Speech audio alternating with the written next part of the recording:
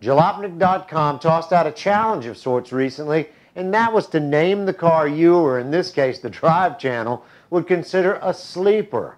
A car that looks normal that would pounce on it when you wanted. Hey, we took that challenge.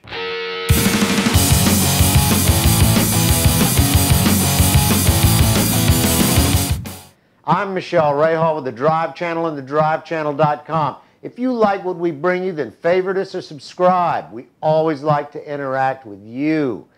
It sounds like an easy thing to do. Put together a car you could drive every day and stealthily creep up to the light to make a 911 Carrera go, what the hell just happened? It isn't easy at all unless you start with a great base car. Well, in this case, it's the loved or hated Porsche 944 Turbo. A car that looks like a 944 but really isn't. It's known for more what it can do than for looking like a 944 among those who know. It's attained cult status among a great many, but it has the inherent problem of being expensive to keep and hard to find in good condition. In sheer stock form, these cars were stiff, had great acceleration, and boasted a 50-50 weight distribution. I've had somewhere around 250 cars in my life from all disciplines, and the Turbo was one that I did not expect. It had already been tuned by Dave White of Porsche racing fame, but we couldn't leave it alone, so in short, here it is. This 88 model was already chipped out, which gave it more horsepower and a great torque range. It had a special head gasket in order not to blow the engine, but rather the gasket, a must for modification. A stainless tuned exhaust from the manifold back, special adjustable conies all the way around, and the flat rims that came on the S2 model, and a K&N induction system.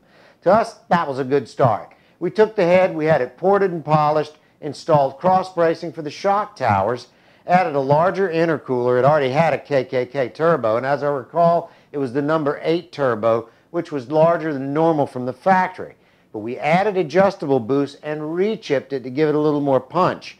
Once we'd fine-tuned the car, it produced somewhere slightly north of 300 horsepower. It looked stock, but it was more street racer than comfort car. The acceleration would pin you back in the seat, and more than a few 911 Carreras went home whimpering than I can count. This car was fast, had seemingly little turbo lag, although keeping it up in the rev range kept the turbo spooling.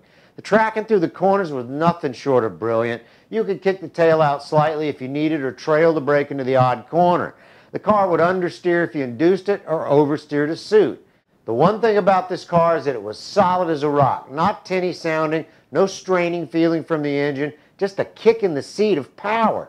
If I had the opportunity, I wouldn't hesitate to have another, but they've become so scarce that the expense would be prohibitive, and that's too bad, because this car was a real live sleeper. I'm Michelle Rahal with the Drive Channel and thedrivechannel.com. I'll see you next time.